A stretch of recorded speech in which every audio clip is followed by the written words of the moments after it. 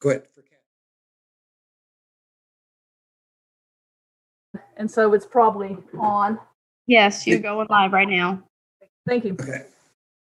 All right. Good evening, everyone. Welcome to the Tuesday, January 19th meeting of the Carrboro Town Council. We'll start out our meeting as we usually do with a poetry reading by Fred Joyner. I see him in the waiting room there, so he's coming on over to read a poem for us. Good evening, Fred. Good evening, everybody. How's everybody doing? I hope you're well on this inauguration eve, right? Yeah. Can't get here soon enough. I've been obviously, like a lot of us, I've been kind of tethered to the news, and today's kind of outgoing parting shots inspired me to think about this poem from this book that I just got maybe a few weeks ago. It's called Un-American by Hafiza Geter is her name. She's a Nigerian-American poet, a poet that makes up this great multicultural tapestry that is America. And so I wanted to read this poem, and it's called Naturalized Citizen. And I should mention another part of her identity that I don't want to leave out. She is also a queer immigrant Nigerian American poet, which is also part of our multicultural tapestry, beautiful tapestry that we, right? Naturalized citizen. Mouthing amendments, our mother studied the Constitution. Her whisper, not English, not her Hausa tongue, but something lower. A car revving its engine. Our mother memorized presidents, capital cities, adopted habits like moving her green card from one closet to another, kept a manila folder for every year of her life. In the kitchen, she turned cream of wheat into tuwu shakinfa. Cooked kuka like our Catholic school jumpers, stunk like crushed baobab leaves. She opened the days in her garden, refusing to explain anything but her marigolds. In America, no one would say her name correctly. I watched it rust beneath the salt of so many tongues, like a pile of crushed Chevys. At night, she prayed to Allah for something from America that was more than children. Come weekends, we were counting the naira in her underwear drawer. From her calling cards, we learned na gude meant thank you. Kai, everything else. So just a few notes. There's some language in here that you may not know, but tuwo shankimfa is a meal, a Nigerian meal, and kuka is another meal, and then there's two at the end there. There were two things from the Hausa language, but this is a great collection of poetry, Un-American. Definitely check it out. She's a really beautiful poet, and so much goodness to learn in here. It's a great parting shot of your own there, Fred. It's awesome. And I love the way you always not only read us great poetry, but you also educate us a little around it. And I appreciate that. Thank you. Thank you. Thank you. And Thank Fred, you for tomorrow, Amanda Gorman is going to read the inaugural poem. Yeah! Woo! I love it. It's inspirational for youth. She's only 22, I think. Yeah. So it's very inspirational for the youth of this country to see a young Black woman using her creative gifts in this way. It's amazing. And she comes out of slam poetry too. That's right. So it's amazing on so many levels. Yeah. Thanks, Fred. Thank you, y'all. All right. So So Kathy, I know you're out there. We need to do the roll call. And do you want me to do it or do you want to do it? She asked me to do it. I'll do it if you don't mind. Sure. No, that's great, David. Go ahead. Okay. So roll call. Mayor Lavelle, Here. Councilmember Barbara Foushee, Here, David. Councilmember Randy Haven O'Donnell, Present.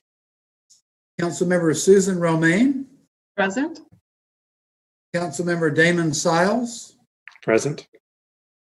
Councilmember Sammy Slade. Present. I'm here too, David. Oh, okay. Good. All right. Very good. Thank you. All right. Thanks, David. Okay, before we go on to the proclamation, I wanted to say that I thought that our MLK event that our YAB did on Saturday was awesome. I hope y'all got to see it. I think a lot of us did.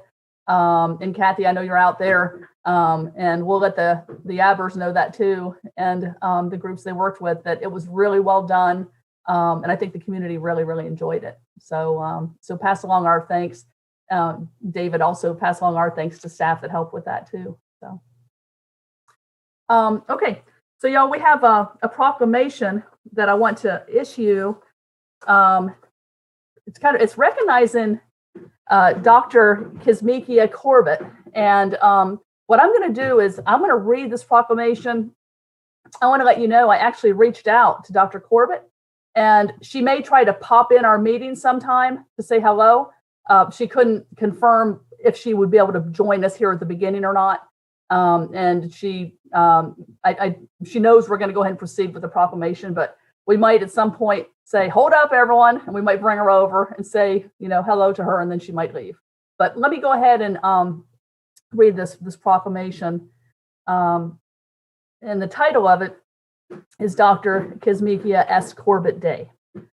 Whereas Kizzmekia S. Corbett, PhD, is currently a research fellow in the Viral Pathogenesis Laboratory at the National Institutes of Health, NIH, National Institute of Allergy and Infectious Diseases, NIAID, Vaccine Research Center. And whereas Dr. Corbett, raised in the Cedar Grove community of Orange County, North Carolina, attended A.L. Stanback Middle School and graduated from Orange High School. And whereas Dr. Corbett received her Bachelor of Science in Biological Sciences with a secondary major in sociology in 2008 from the University of Maryland, Baltimore County, where she was a Meyerhoff Scholar and an NIH undergraduate scholar, and earned her doctorate of philosophy in microbiology and immunobiology at the University of North Carolina in Chapel Hill in 2014. And whereas a viral immunologist by training, Dr. Corbett was appointed to the Viral Pathogenesis Laboratory in 2014 and has focused her work on developing novel coronavirus vaccines, including mRNA-1273, which has become a primary vaccine against the virus that causes COVID-19. And whereas in response to the COVID-19 pandemic, Dr. Corbett and her team designed the vaccine concept incorporated in mRNA-1273 from viral sequence and rapidly deployed to Moderna Inc. for an FDA-approved phase 1 clinical trial, which began only 66 days from the viral sequence release and was shown to be 94.1% effective in phase 3 trial and received emergency use authorization from the FDA. And whereas Dr. Corbett has received numerous honors, awards, and fellowships, has been a keynote speaker and invited lecturer at universities, medical schools, and research centers across the nation, and has published as a co-author, senior author, and first author. Now, whereas Dr. Corbett has been acknowledged by Dr. Anthony Fauci, NIAID director, for her research and results in the development of a vaccine for the novel coronavirus, and is now receiving national acclaim. And whereas Dr. Corbett is an active member of the NIH Fellows Committee, an advocate of STEM education and vaccine awareness, a mentor, and engages in outreach to African American youth and adults. Now, therefore, be it resolved, I, Lydia Lavelle, Mayor of Carrboro, do hereby proclaim January 26, 2021, that's next Tuesday, Dr. Corbett's 35th birthday as Dr. Kizzmekia S. Corbett Day in the town of Carrboro in recognition of her remarkable research and success in creating a vaccination to defeat the pandemic. I urge all of the residents of Carrboro to take time to recognize and honor this outstanding achievement of one of Orange County's own daughters, this the 19th day of January, 2021. So I think this is totally awesome. I know Hillsborough actually recognized Dr. Corbett last week, and tonight, actually, the county has also recognized her. So she might be actually on a phone call there. So wanted to join them in recognizing Dr. Corbett. And thanks to Barbara for suggesting the idea to me. Awesome. All right, so we'll move on next then, David, to announcement of upcoming meetings. Okay, Mayor and members of the council, I actually only have one. I'm sure there are more, but the Affordable Housing Advisory Commission is going to meet on January the 20th. That's tomorrow at 7 p.m. and that will be a virtual meeting. And that's all I have on the list. Okay. I have a Visitors Bureau Board of Directors meeting actually tomorrow morning, and I have a Chamber Board of Directors meeting on Thursday morning. And let's see. I think in terms of our town stuff, that's what I've got going on. A couple of other community things. Let's see, Damon. Next Tuesday is the monthly meeting of the Chapel Hill Transit Partners Committee. And that's what's on my calendar for next week. Awesome. Let's see, I had Barbara and then Susan. Thank you, Mayor LaVelle. Tomorrow is Visitors Bureau, isn't it? So I'll probably pop into that. And then tomorrow night at 6, I have the Orange County Partnership to End Homelessness meeting, which got moved because of the MLK Day holiday. And then Thursday is the Community Home Trust board meeting. Okay, thanks, Barbara. Let's see, Susan and then Randy. Yes, I wanted to just share one more event for tomorrow. Tomorrow at noon, Joseph Robinette Biden Jr. is, of course, sworn in as our 46th President of the United States. And I also wanted to mention that his Vice President, Kamala Harris, will be making history tomorrow many times over as our first woman that we've ever had as a vice president. She's also the first African American, South Asian, Indian Tamil American, and Caribbean American to hold this office. So I hope you can all join me in being in front of my television tomorrow to watch this really historic event. It's awesome. Thank you, Susan. Thank you for that important event for all of us. Randy. Okay, that is the event. And I hope you all will tune in. Okay, so tomorrow at 6, the IFC Commons, the web Zoom for the opening of the Commons. I don't know if that anyone was going to say that, but I wanted to make sure you said that. I think it's I think it's the 21st. Yeah, it's on Thursday. 21st. Yeah. Not okay. Thursday. Yeah. All right. Yeah, it's Thursday. Sorry. And the CASA for Employment and Leadership with Pilar has a meeting also on Thursday.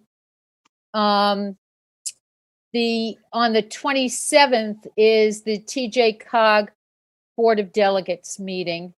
And yep, that's what I've got till the end of the month. So I'm just sharing those things now.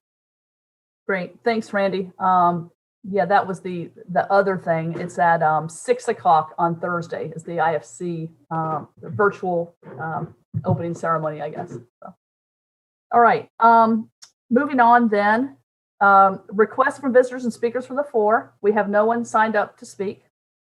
And so we'll move on, Mr. Manager, to our consent agenda. Okay. Thank you, Mayor and members of the council. You have, let me just make sure, 6 items on the consent agenda. The first item is approval of the meeting minutes from November the 10th and December the 1st with grammatical corrections to both sets as offered by Councilmember Romaine. And then we have a series of staff reports. The second item is the stormwater utility monthly report. The third item, the fire department monthly report. The fourth item is the police department monthly report. The fifth item is the economic development monthly report. And lastly, the item 6 on the consent is a resolution to define net zero for the town of Carrboro buildings. Mayor. Okay, Mr. Manager, the minutes, Susan, were those changes that you made last week, or are those additional ones for this week? Those were additional for this week. There was just one small change in the minutes from last week, and then I made additional changes. Did I miss, did you send, it's okay, did I miss that? Did you send it to everyone? I might have missed it. I don't think I saw that either. Yeah. But what you're saying is it was a couple of just grammatical things that you caught? In one of the set of minutes, it was just one small change, but in the other set of minutes, it was, I'm guessing, 8 different lines with changes. And this was since last week, you mean? Yes. Okay. Why don't, since I didn't get that and since David didn't get that, Mr. Manager, do you mind if we just hold off on that till next week? Because I'd like to just do that again. I mean, just because I didn't get a chance to see it. So, Mayor Lavelle, I think it went out tonight from Kathy right before our meeting, as I recall. So I still didn't get to see whatever it was. understood. yeah, maybe I missed it. I'm sorry. But it's not a big deal. You missed it. Sorry. Come on for next Why don't you week. just continue the item? That would be good. Okay, About everything except number 1. okay, so you're moving everything else except number 1, Sammy? Yeah. Second by Damon. All right, if there's no further conversation, all in favor say aye. Randy? Aye. Jackie? I didn't hear you, but I think you said aye. I'm sorry. Aye. Me, aye. Susan? Aye. Barbara? Aye. Damon? Aye. Sammy? Aye. All right, awesome, y'all. All right, moving on then to other matters. Mr. Manager. Okay, thank you, Mayor and members of the council. So the next item on your agenda is consideration of the charge for the establishment of a racial equity commission. You've talked about that, and I believe Anita Jones McNair will make the staff report. Anita.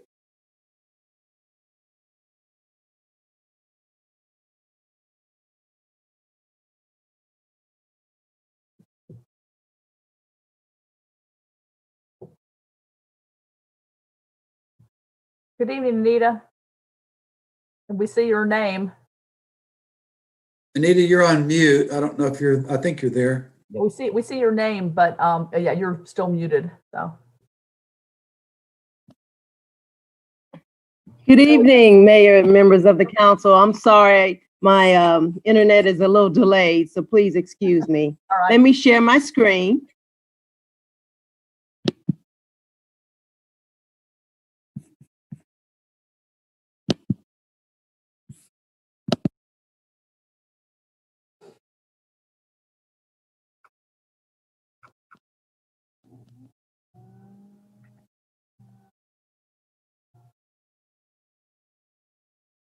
Can you all see that?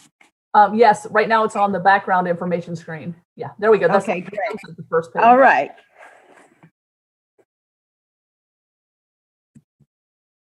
Let me start out by sharing that in your packet, you have the framework to establish the Racial Equity Commission, which is one of the expectations that you outlined in the resolution that was approved on October 20th, 2020. That particular resolution was entitled Supporting Reparations for Carrboro, for Black Carrboro. There was a subcommittee drafted for your consideration. And at that point, the subcommittee prepared a framework that is in your packet. The particular framework includes a purpose, the mission, commission criteria, and also duties. And the mission of the Racial Equity Commission is to educate, provide leadership, and facilitate ongoing equitable engagement with the immediate and greater Carrboro community. The focus is also to foster a welcoming and inclusive environment that enhances the overall physical, social, mental, and economic well-being of Carrboro. The commission makeup, the one that you have in your packet, is for 18 members. I'd like to propose an additional seat. 4 members of color that live in the community, 2 members that have lived in the community for at least 20 years, and 2 for at least 10. Our reasoning behind the 4 in the community that are of color is living in Carrboro for a duration of time will be important, and having lived experience based on being a person of color will bring an expertise to help to educate others and deepen viewpoints and practices. Then we considered 1 representative from the AHAC, 1 representative from the EAB, 1 representative of the ESC, a representative from the Farmers Market Board, and after being inspired by Saturday's event, I wanted to add a youth seat. So we're also looking at 2 non-voting town council liaisons, and then the staff liaison would be the race and equity officer. So we're looking at a total of 9 appointed seats to this particular commission. And it is our hope that we could start advertising for membership in February, which is next month of 2021, since it is Black History Month. We feel that that will be very impactful for rolling out this particular commission. Lastly, I just want to kind of focus some of the annual expectations that we came up with. For the first couple of years, they will be involved in a lot of community listening meetings and providing resources and other information to the community. They're going to be hopefully taking a look at the mission, purpose, and annual duties to see if they need to be modified in any way, and of course, bring to you for council approval. They're going to be researching and developing a Carrboro reparations proposal that would include funding considerations, collaborating with other organizations and committees and task force that address racial inequity in the community. And on an annual basis, they will continue to update their reparations proposal, continue the meetings, partnerships, and proposal recommendations, and present an annual presentation to the council. It would be also a good idea for them to take a look at the evaluations of the town's practices and procedures once completed by the departments. And what I'm specifically talking about is when the departments use the racial equity tool. And then, of course, they will conduct annual meetings with the Truth Plaque Committee and the Community Safety Task Force. And that's just highlights of some of the annual expectations of this particular commission. And didn't know if you had any questions. And the recommendation is to adopt the resolution establishing this Racial Equity Commission. Okay, great. Thanks a lot, Anita, for the presentation. I have Jackie and then Susan. Thank you, everybody, for your work on this. And I know Anita and Barbara and Randy have put a lot of time and effort and thought into this. And I'm hoping that Barb and Randy will step up and volunteer to be the liaisons to this. And if they are, I'd like to make a motion in that direction. Okay, all right. So that's a motion by Jackie. Is there a second to that before we go on to Susan? Yeah, it's the motion to adopt the resolution and to appoint Barb and Randy as the non-voting board liaison. Got it. Damon, is that a second? Yes. Okay, so motion by Jackie, second by Damon. Okay, next I have Susan. Yes, thank you, Mayor LaBelle. And I too would like to thank Anita. Thank you for your work on this. And I very much support also appointing Randy and Barbara as the town council liaisons. I have just one comment and one very quick question, Anita. First, the comment under the mission, and I love this statement. It says the mission of the Racial Equity Commission is to educate, provide leadership, and facilitate an ongoing equitable engagement with the immediate and greater Carrboro community. And I was also hoping that you would consider adding to that mission advocacy. And I say that because we've talked about this before, and I know that you know this far better than I, but the really meaningful change will come if we, Carrboro, can advocate for the federal government to provide more support. Really meaningful change in terms of racial equity. And so this would be support on everything from universal health care to universal basic income and raising the minimum wage to $15 and affordable housing, food security, climate action. So many of the things that you included, Anita, in your background here. So I was just hoping that you would consider that role for the Racial Equity Commission, that advocacy at really the state and federal level, because I feel like that funding is so important that we're not just dividing up the pie, but we're growing the pie, and we can do even more meaningful work in the community around racial equity issues. All right. And oh, I'm so sorry. Yes. When you're done with that, we'll see if Jackie will take that friendly amendment, if Damon will second it, but go ahead. And then my only other thing, very quick, Anita, when you were talking about the commission members, I'm just going to assume the race and equity officer will also be non-voting, just like the council liaisons. Mm-hmm. That's correct. Okay. And I can make that correction, specifically on the document, but that is correct. Thank you for all your work on this. Okay, so Susan, thank you. There's good comments. So one question, so you want to add advocate as part of that first sentence for mission. Jackie, is that a friendly amendment? Certainly is. And Damon, is that a friendly second? Well, I have a question about it first. Okay, all right, go ahead. Thought about it.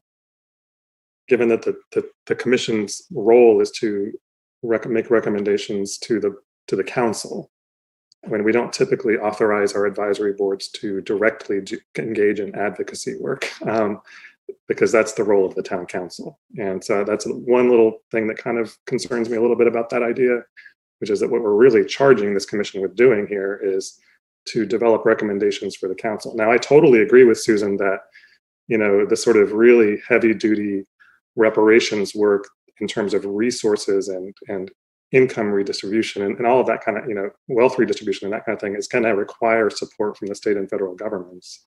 But, hopefully we as a council, and I think we have done some of that, will be advocating for that very strongly.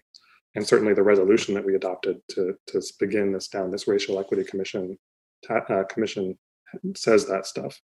I just wanted to make sure I understand exactly what Susan is suggesting in terms of empowering this commission to engage in advocacy work, because that would be very unusual for us to be essentially telling a commission that is meant to advise the council to be doing direct advocacy.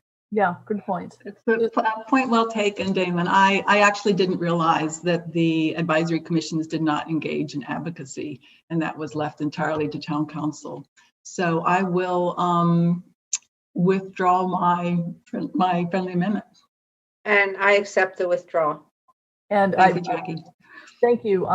Thanks, Damon, for further clarifying that. But I think so this council understands that when we receive those reports, we're the ones doing the advocacy work from the report. So thank you.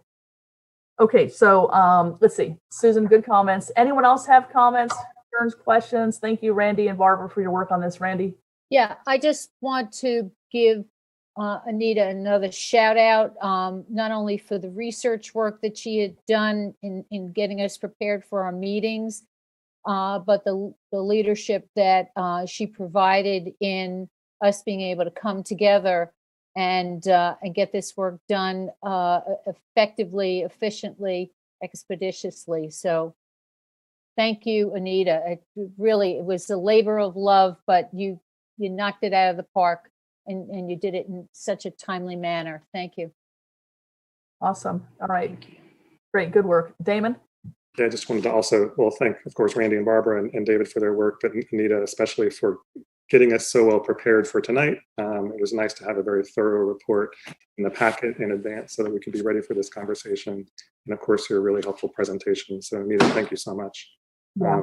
It's just a really good example of how I think when we have things come before the council that are really well thought out and have the work's been done to get us to the point of making a decision. I think this is the best kind of work we can do, right, as a council, is to be well prepared and well informed. So thank you, Anita.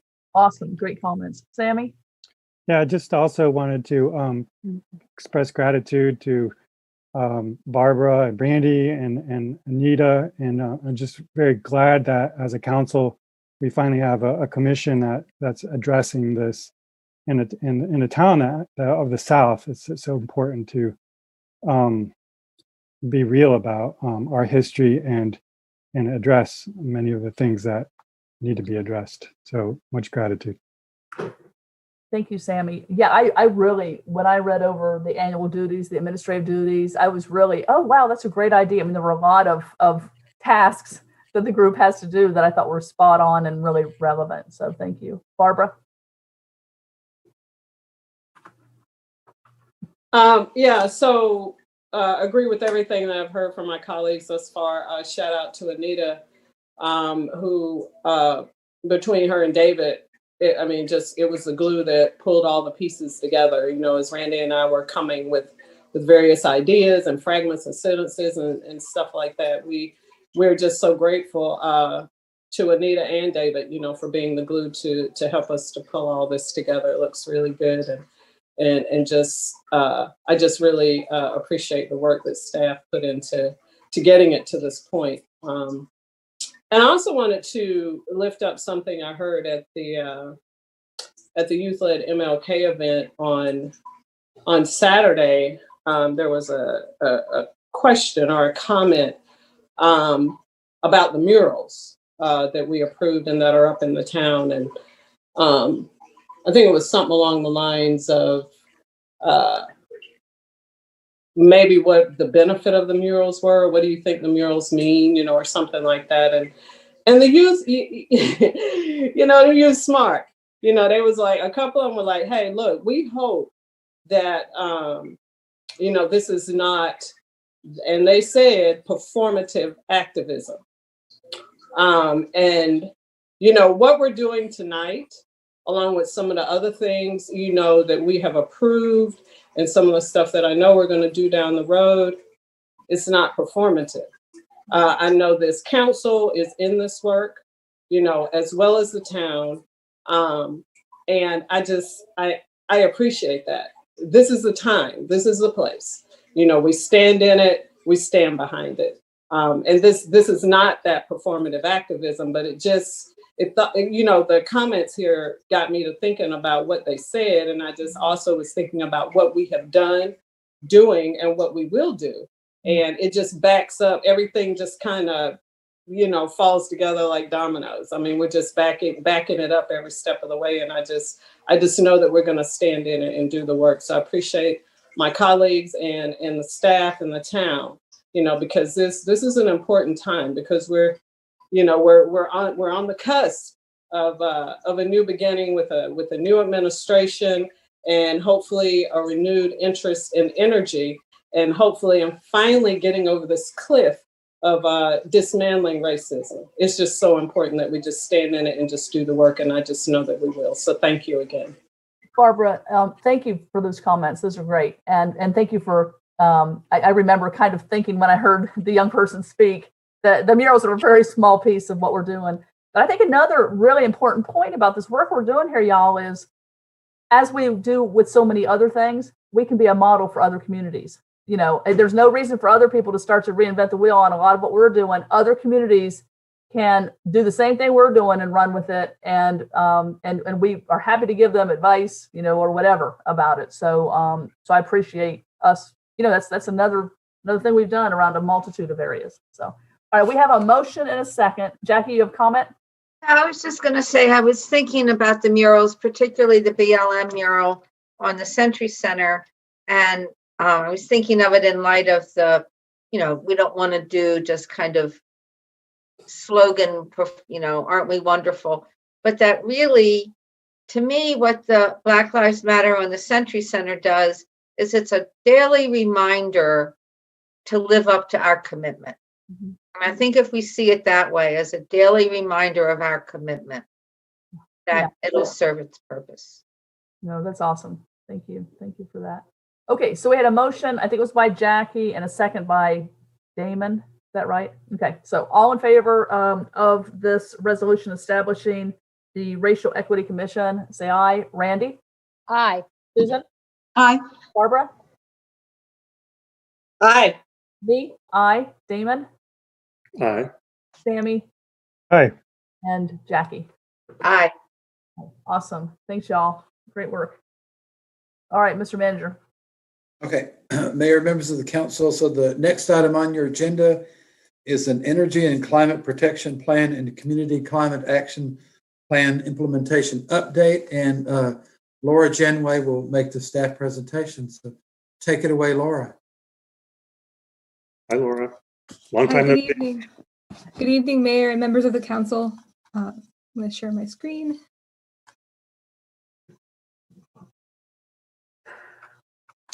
So tonight I'm here to provide an update on implementation of the Energy and Climate Protection Plan and Community Climate Action Plan. To start, I'll talk a little bit about the municipal side of things. We've really been impressed with the progress that Public Works has been having with the energy analyses of town buildings on the facilities renovation and rehabilitation project. I know that you all have been talking a lot recently about how to define net zero for the town, and we had a really great discussion with the EAB last week as well. And I'm really excited to see how this project progresses moving forward. I've also been working with a graduate student to continue working on the municipal and community inventories. The picture on the bottom of the screen is just a screenshot from the software we're using. It's called ClearPath software. It's through ICLEI, the local government sustainability organization. And it's been really interesting to gather all the data. And I've been working to discuss the exact parameters of what we're really going to be analyzing. And one of the exciting things that we're looking at are the town's methane emissions. I know this is something that came up in the net zero discussion. And so I think that'll be a really great kind of partnership. We'll make sure that the analysis that the student is doing really fits in with everything that we're looking at with the town buildings as well. And that should be hopefully finished up in the next couple months. So I'll be happy to present that to you very soon. We also recently joined the Southeast Sustainability Directors Network. This is an organization that I'm really excited to be a part of. There's a lot of peer learning opportunities, and they provide a lot of technical expertise. So this will be a really great opportunity for me to network with other municipalities and possibly even look at some partnerships and how they've been doing addressing climate action in their municipalities. We also recently are now accepting applications for the climate action team, the new advisory board.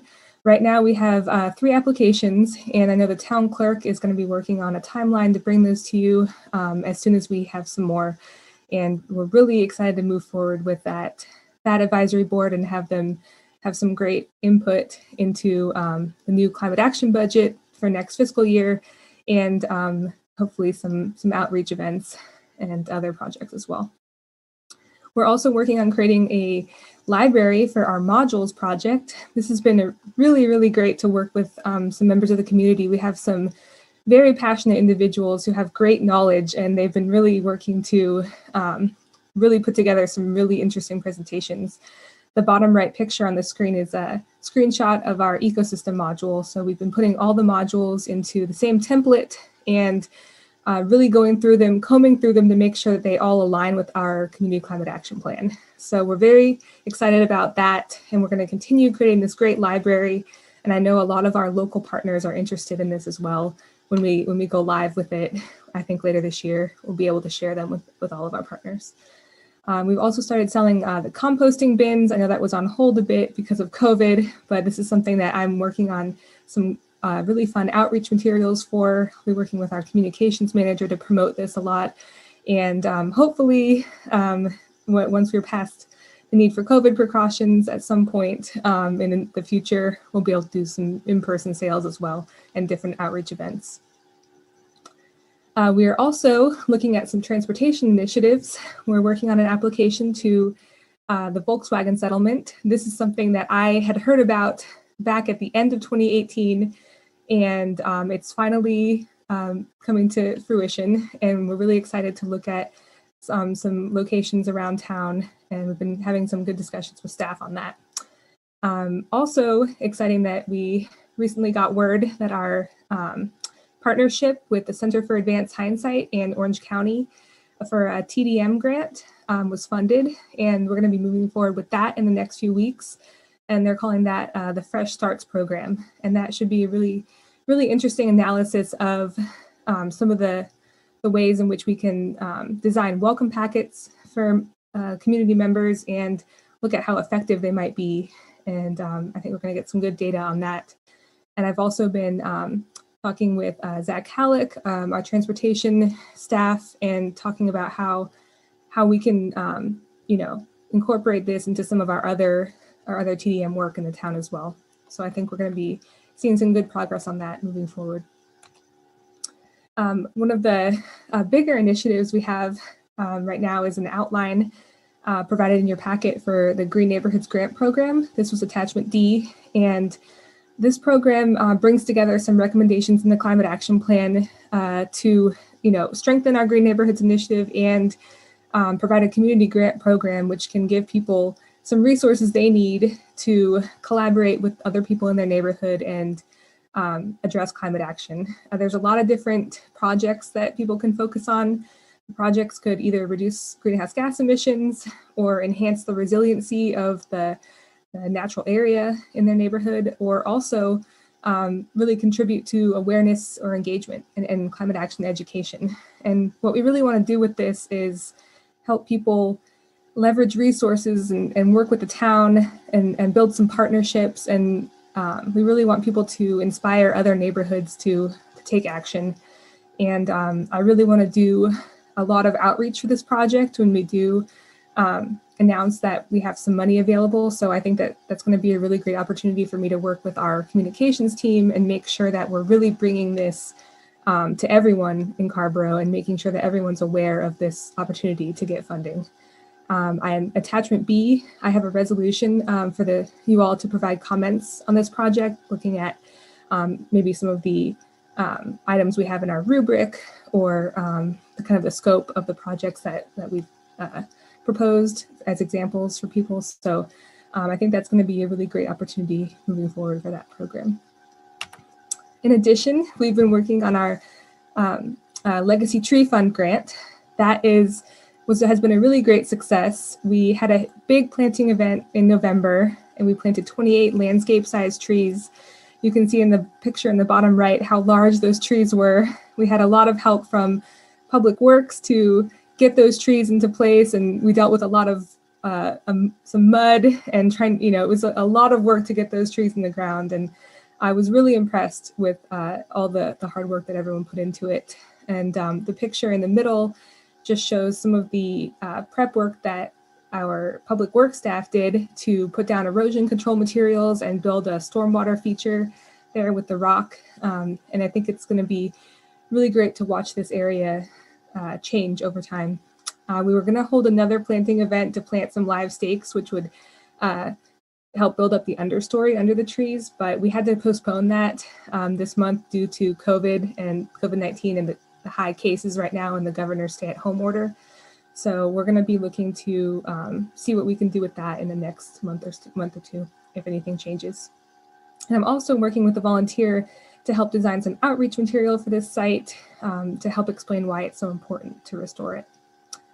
And I just wanted to show you all a few pictures from that event.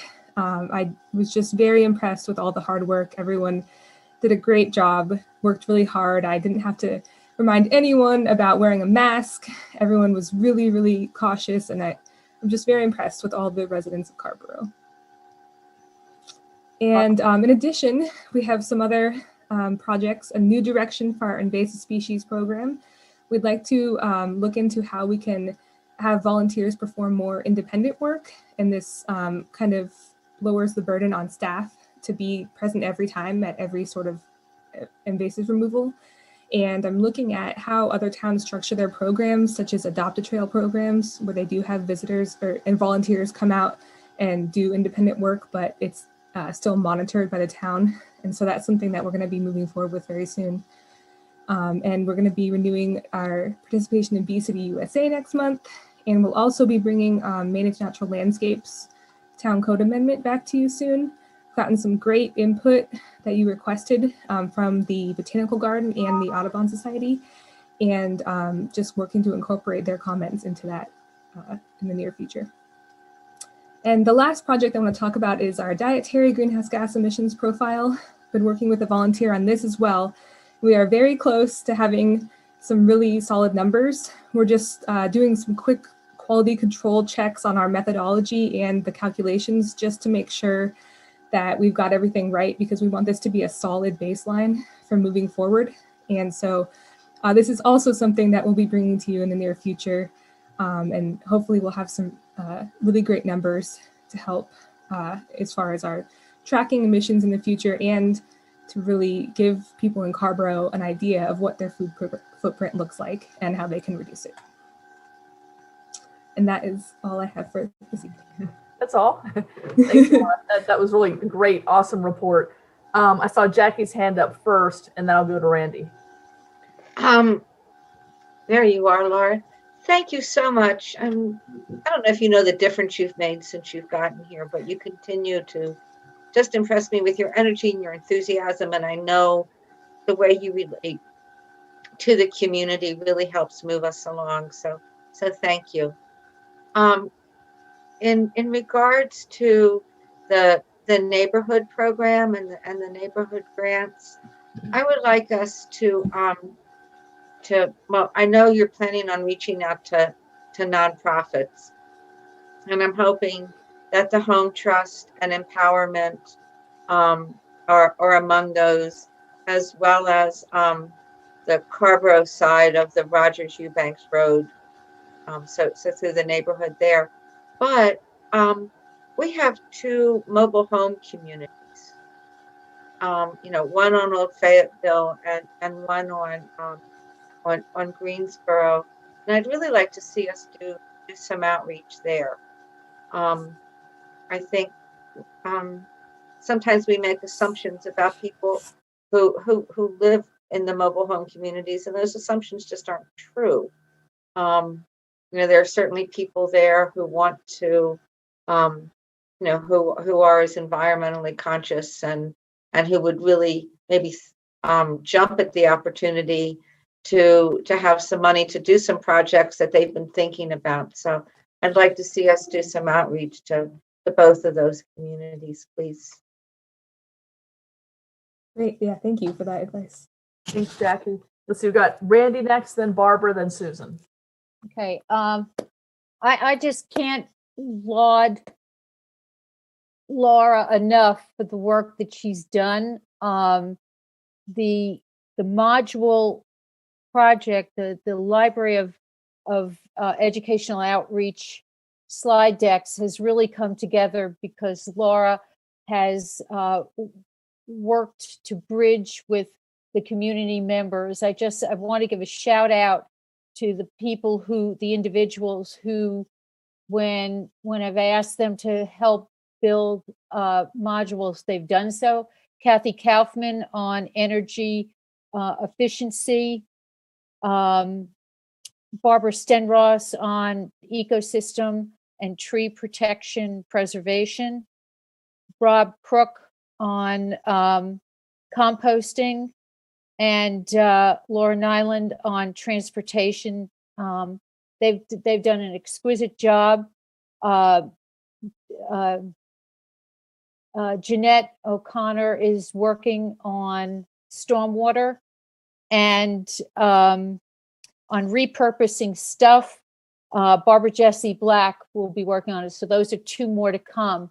Additionally, TJ Cog, when we're finished, TJ Cog is going to warehouse these modules and they will help promote and distribute the information to the COGs around the state. So this is not, this work that Laura has helped catapult through the Community Climate Action Plan serves as a model for communities around the state. And that's really important because we are looking to really get into communities that have environmental justice and equity issues. And this makes it the kind of tool that is easily digestible and manipulatable for any community. So I wanted to say that.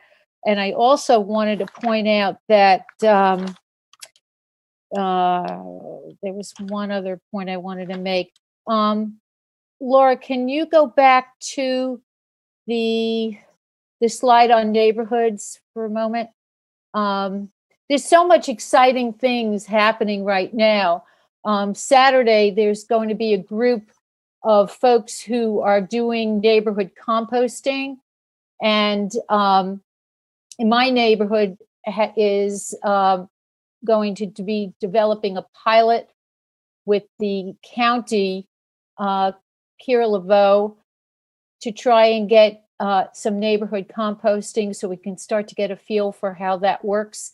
Kirkwood in Chapel Hill already has a program in place. So this is something that by generating the can-do quality and seeing other neighborhoods do it, we're hoping to build out that sampling and have folks get more involved. And so, and I'm sharing this because Saturday, the panel discussion will include our own Rob Crook and Kirkwood, Barry Phillips, Kira. And so we're going to be talking about how we get the composting at a neighborhood scale. So this is part of how do these initiatives play out, and how do we ground truth that we can actually, in fact, do these in neighborhoods. So I wanted you to know that the excitement is out there. We're trying to harness it and make it happen. And Laura's been not only the guiding light, but she's also been the glue, and she does great research. So thank you. Thanks, Randy. Thanks for comments. Let's go on. Let's see. Barbara is next, and then Susan. Laura, you a baller, big shot caller. I see you putting out all this good information, and I appreciate it. It's a lot of work. There's a lot of work here, and I just like the way you have come in and you're pulling all this together and just doing your thing. And I just really appreciate you for doing it.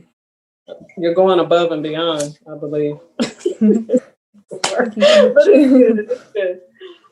So I have a couple of comments. I wanted to lift up the Chapel Hill Carrboro NAACP again with their, they do have an environmental and climate justice committee that could be helpful with outreach as well as some other things. I know they meet once a month. Randy, do you remember, is it the third Monday?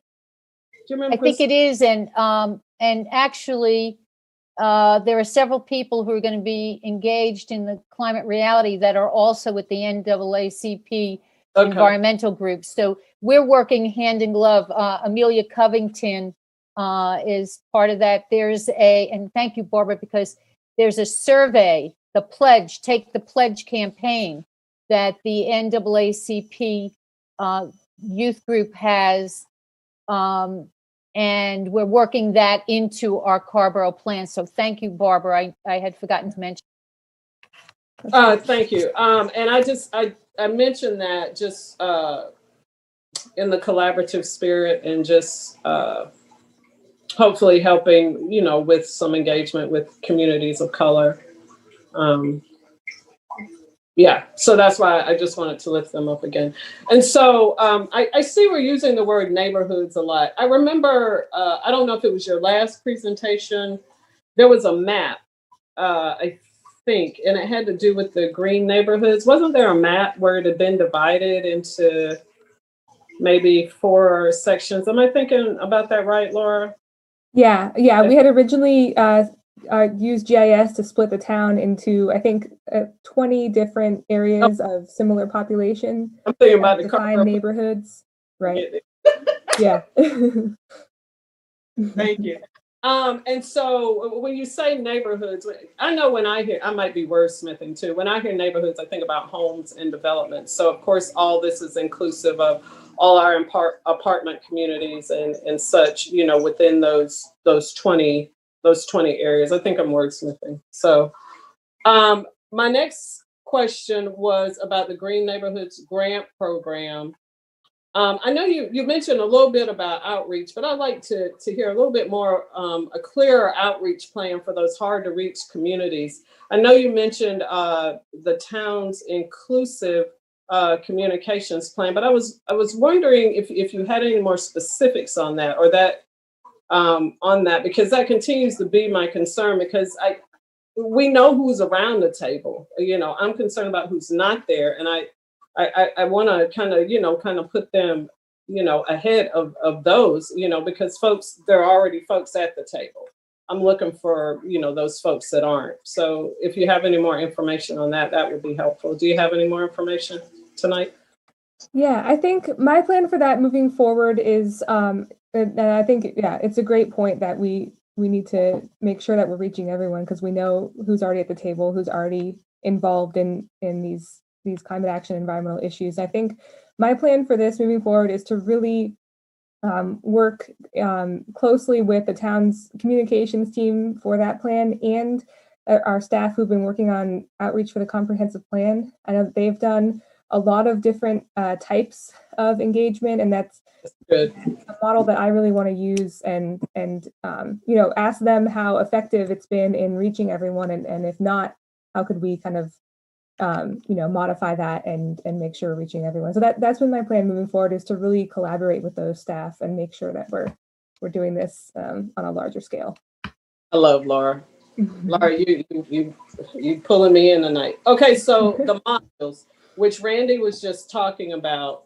I did hear Randy say about the TJ Cog accessibility for folks, and like, how will they be shared? Am I too far ahead in asking that question, or?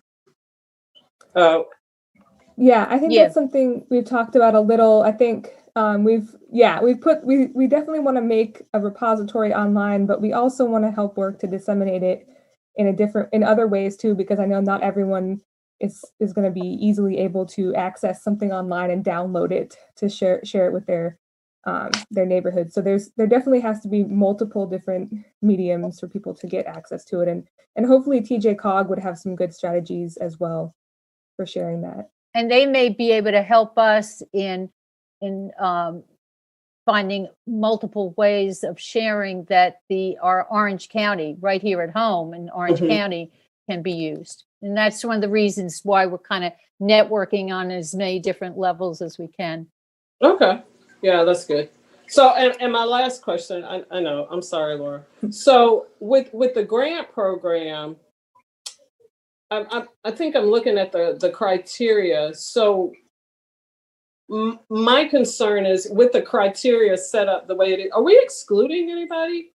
Is anybody being excluded, you know, with the criteria, the way it's set up? Can you talk a little bit more about how all that came to, and this is my last question. She was like, well, she gonna shut up. How all that came about, and if you feel like it could be excluding some people and maybe creating a barrier to application. Yeah, sure. Yeah, that's a great question. To build a lot of our criteria, I looked a lot at existing programs. For example, Durham has a really well-established neighborhood grant program. And I also looked at some of the criteria that Orange County recently came out with in order to help disperse their climate action funds from the new tax that they have. And I really wanted to make sure that we were putting front and center the fact that lower income households and communities of color are disproportionately impacted and will be disproportionately impacted by the impacts of climate change. And so that's why I wanted to make that one of our bigger criteria in the rubric worth more points, and basically to make sure that we're really able to help people who apply who would fall into those groups. And I also really, one of the things we also talked about was, I think you mentioned when looking at neighborhoods, who is eligible for this, and financially, we needed to make sure that applicants were established as a sort of formal entity, just for to be able to track the financial side of things. But there's many different types of formal entities, neighborhood associations and HOAs, we part of that, or nonprofits, parent-teacher associations. And, one of the ways we want to be able to work with people is if they don't fit into those above criteria, but they want to apply for funding, we want to work to connect people with some sort of organization that could at least sponsor them to fill out the financial paperwork and be a partner to them. So we wanted to make sure that everyone got a chance to apply. Excellent, Laura. Kudos to you. I appreciate you. Thanks. Great. Good questions, Barbara. And thanks, Laura, for those answers. Let's see. Susan is next. Then Sammy. Yes, thank you, Mayor, and thank you, Laura. You can add me to your fan club this evening. I really appreciate your presentations tonight, as well as all of the work that went into those presentations. So thank you. Yeah, I can't help but think tonight about the kiosks, how valuable those could be in terms of sharing a lot of this news about new programs and services and grant opportunities. So Sammy planted that seed, I understand, many years ago, and now we see it come to fruition, and how fitting that it can be used to be sharing information about ways we can all do better in terms of climate mitigation. I know we're on record pace for our town council meeting tonight, so I'm going to try to make these comments, questions, just as, I'll get through this as quick as I can, but I did have probably a handful of things. One is that when you were talking about the municipal side of things, looking at how Carrboro's policies have decreased greenhouse gas emissions.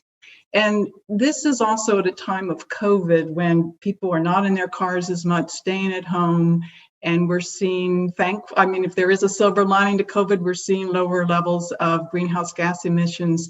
So how do you disentangle the two when we notice that there's lower greenhouse gas emissions in Carrboro? How do we know to what extent it's policy, to what extent it's COVID? Yeah, that's a really good question. I know that luckily, the data that we're working on right now for the updated inventory is 2019. So that should have a good snapshot of the before COVID times. And then I think it is definitely something that we want to look at as far as how has COVID really affected town emissions. I think that there's a lot of different ways we can look at that. I'm talking to our transportation staff recently about getting a number about how many staff have been working from home, and we have information from a survey about how the average commute to Carrboro for all staff. So I think that we can look at changes in emissions when we do an updated inventory for 2020 and compare it to 2019, for example, and really look at how just changes in transportation could affect that. And I think there's a lot of ways we could probably get some data on the community scale as well. When looking at, I know there's lots of different transportation surveys that go out, and I can work with Zach on that to kind of get an idea about how big of an impact has this made, and is this something that businesses should be pursuing going forward, some sort of hybrid work at home schedule? Is it something we should be promoting if it really makes a big difference? So yeah, I think that's a great question to look into more. Thank you. And I wanted to follow up on something Barbara said about the partnership with the NAACP, and another partnership that of course immediately comes to mind is Chapel Hill Carrboro City Schools. And I'm curious to what extent, when I see the the dietary greenhouse gas emission profile. To what extent do you envision yourself working with the schools and sharing these kinds of pieces of information with the middle school science teacher and the high school biology teacher and posting it in the cafeterias? Talk to us a little bit about that partnership. Yeah, I think that's a great point, and I think that that's something that we really should look into moving forward, because people, having knowledge about how your diet impacts the planet is something that is some people learning that at a younger age. People are more conscious of it with all the decisions they make in the future, and there's a lot of ways where you can change your diet a very small amount and make a really big impact. And I think that that's something that we really want to really share with people, that eating locally makes a difference, and choosing some foods organic makes a difference. And there's a lot of different ways that you can do that. So I think that's a great idea to start talking to the schools about that and letting them know that we're working on this. And if we want to work on some outreach material for the schools, what's the best way to do that? And how would they like to maybe partner with us on that? Mm-hmm. That's great. Get all your free time, right? Yeah, but again, having young people more and more engaged in this, and I think that the work you're doing will be very, very well received by the public schools. So I hope that maybe that day will come. The charging station, level 2 charging station, where I guess there's an application due at the end of this month. Just out of curiosity, where would that go? We're looking into several locations. We had considered some locations in some of the town parks, Anderson Park or MLK Park. There's some requirements in the grant where they require the charging station to be publicly accessible for at least 12 hours a day. And unfortunately, because we close our parks at dusk in the winter, they don't meet that requirement. However, we can still apply for a charging station there and get an 80% reimbursement. So it's still a very good grant to pursue. So we've been having lots of staff discussions recently about those locations, and considering some other locations, such as the lot that's right near Chapel Hill on Rosemary and Sunset, and we're pursuing a few other locations as well. But there's definitely something that we're going to be finalizing in the next week or so. But there's just been a few grant requirements that make some of the locations not as great for the reimbursement, but still a very good option. So. Understood. Yeah, thank you. I look forward to hearing how that all unfolds. And then just a couple of quick things on the grant program. The grants are going to be $2,500 typically, with the matching grant opportunity as well. And what's the size of the pot for these grants? How much money is there to distribute in grants? So right now, when we originally had planned this, we had planned on using this portion of the Climate Action Fund called the Grassroots Partnership Initiative funding, and that is $25,000. But we also had, I think, around $30,000 that came as a rollover from last fiscal year. So that's something that we're right now. There's a decent amount to be able to give out to people if we do the $2,500 limit. And I had just in terms of the criteria, eligibility, the criteria for receiving a grant, I just wanted to mention one thing for you to think about. It says be accessible. The project needs to be accessible to all community members. And I totally get why that's there, but also when I'm looking at some of the types of projects funded, so a neighborhood carpool program, a neighborhood composting, neighborhood shared bicycle program, it's also just making me wonder if that's even though we do in so many ways want that opened up to the whole community, if maybe that could actually be a little bit counterproductive when the neighborhood, has its own composting site, or maybe a carpool is a better example. We have our carpool and our neighborhood, and now a whole bunch of other neighborhoods want to join in, and then you're ended up driving your car all over the town anyway. So it's sort of defeating the purpose. But I was hoping that you could just look at that and see if that still makes sense or if it needs to be tweaked. And in the expenses, it makes sense no employee salary should be covered, but can I assume consulting fees would be covered if a neighborhood needed somebody to help them with a website design or something, what have you? Those consulting fees would be covered by the grants? Yeah, I think so. I think that I think that's a good point, and I think we can make sure to write that in there. And then my final thing is, I was looking at the points for the different projects, and I noticed that if a project can be used as a model for other neighborhoods to engage community members, it was 5 points. And we were talking earlier about, Mayor LaBelle was talking about the importance on, say, racial equity or other issues where, Carrboro is leading the way in hopes that these other communities replicate. And so when I think about replicability, to me, that's like one of the most important things we could possibly do, is that's how we leverage ourselves. And so I was hoping that you could maybe reflect a little bit on the 5 points for replicability. I'd love to see it 20 points. I just feel like it's really important. That's just my 2 cents worth.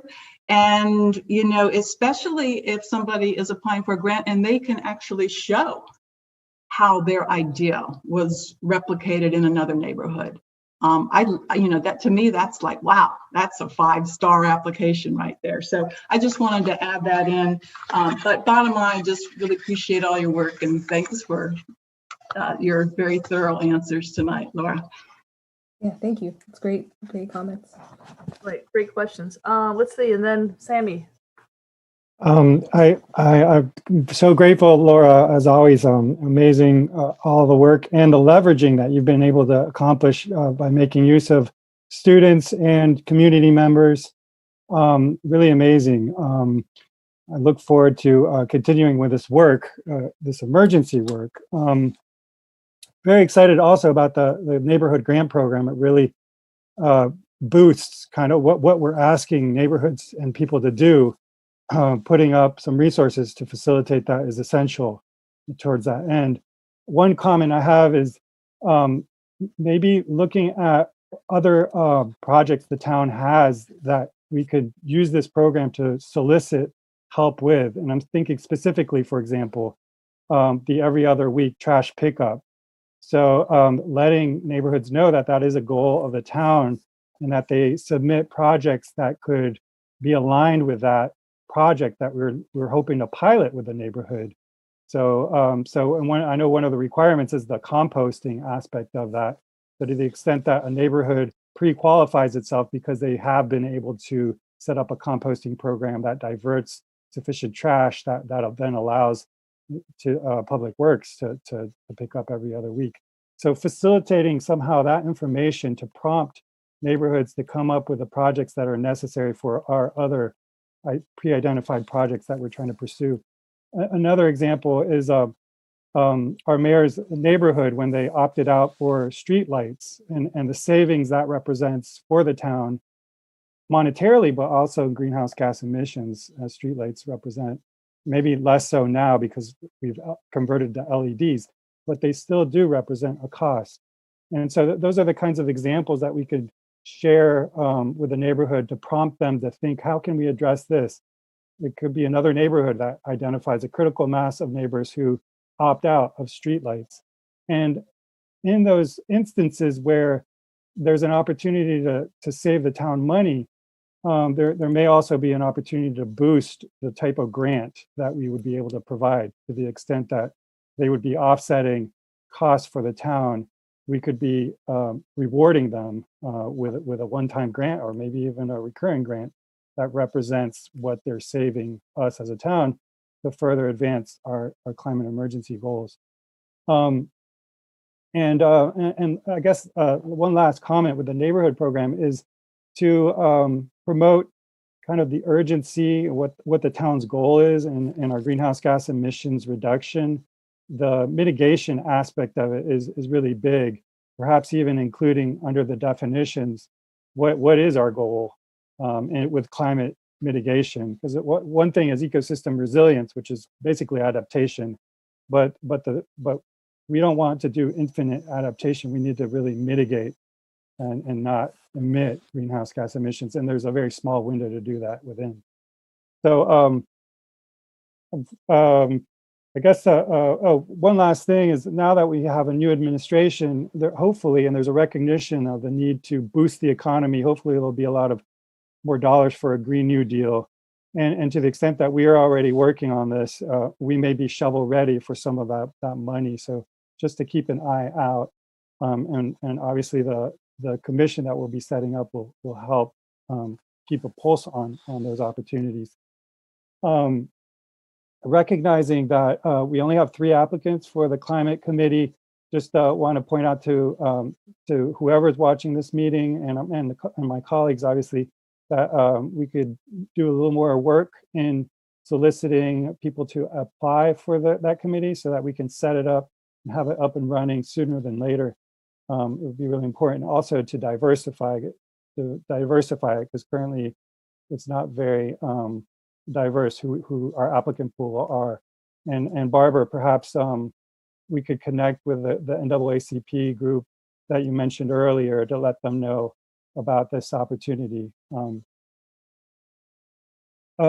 One last aspect, the School of Public Health a while ago presented an opportunity for or a way to engage neighborhoods with environmental justice. And I'll just encourage you to look back at that document as you're thinking about how to reach out to neighborhoods with a grant program, because there's some good advice and things that they have done some research on that we could pull from that document. And in terms of the charging station, I don't know to what degree we could include the library parking deck within as a potential site for that. I understand you have a very short window for when the submission is to happen, but perhaps because we're well on our way to building that, it could be considered as a site for that grant.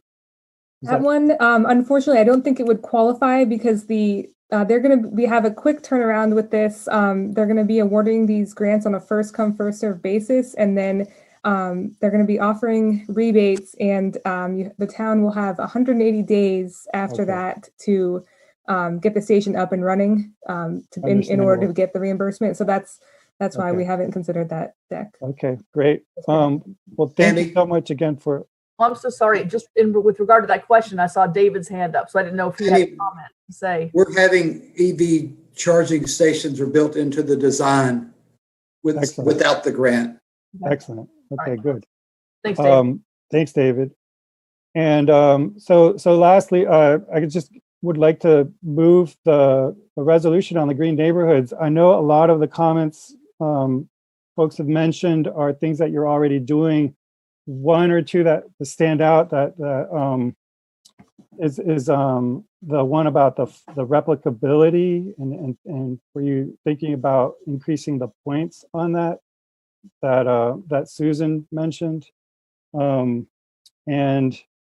then also the one I mentioned about looking to piggyback and solicit help with other projects like the every other week trash pickup, folding that in somehow into that program to let people know, and to be thinking about how we may be able to offer more funds to the extent that some of these projects might save the town money.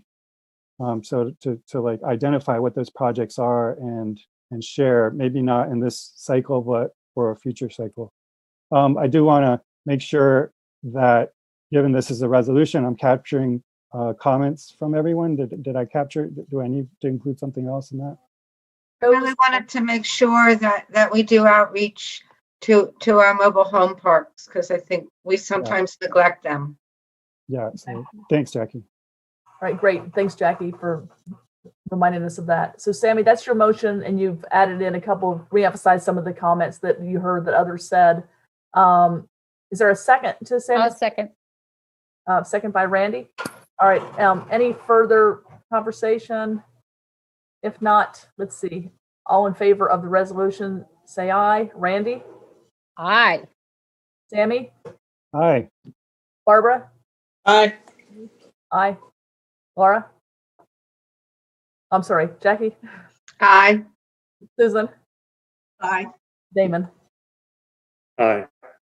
Thanks, y'all. Yeah, I got carried away because I was looking up there and seeing this wasn't recording, but I was mixed up with something else. So, okay, I wanted to say something before we go. Are you going to make the motion to go into closed session, Damon? No, I just wanted to note that I think we have another resolution that is to accept the report from Laura today, and I want to just move approval of that resolution. It's attachment A. Okay, I'm sorry. I was thinking that was incorporated. And thanks to Laura for the great work she's doing. Keep that. Awesome. Okay, so Damon, for resolution A, motion, second by I'll second. Randy. All in favor, say aye. Randy? Aye. Jimmy? Aye. Me? Aye. Jackie? Aye. Damon? Aye. Susan? Aye. And Barbara? Aye. All right, very good. Thanks, y'all. Okay, so before we go into our closed session, which is, there's only one closed session. It's a matter, I guess, pertaining to economic development. I just wanted to check and see there are several folks in our listed as attendees in our group on our council meeting, and just double checking to make sure. I think all the folks listed as attendees are here to be part of the closed session. And if anyone is not in there to be part of the closed session, although I think I see Anita in there, I don't think she is. But if you're not, would you just raise your hand? Because I want to make sure that we haven't missed anyone who needed to speak to us. So, all right, very good. Lydia, does this mean that we're not having the other closed session item? That's next week. Accidentally, Kathy listed 2. Okay. It's supposed to be next week. Yeah. Okay, so Damon. Before I make a quick motion, I just want to make a quick announcement that I think y'all will be interested in based on some stuff we did last week. That I just saw that the Durham City Council has approved a non-discrimination ordinance, very much like the one we did last week. So 100. we're getting around, and also currently ongoing is a discussion by the Greensboro City Council. So they're doing that hopefully tonight as well. And we know that Orange County Board of Commissioners is doing the same. Yeah. And very happily move that we go into closed session for a matter of economic development. Motion by Damon, second by Second. Barbara. All in favor, say aye. Aye. Randy? Can't hear you. Aye. Sammy? Aye. Me? Aye. Jackie? Aye. Damon? Aye. Susan? Aye. And Barbara? Aye.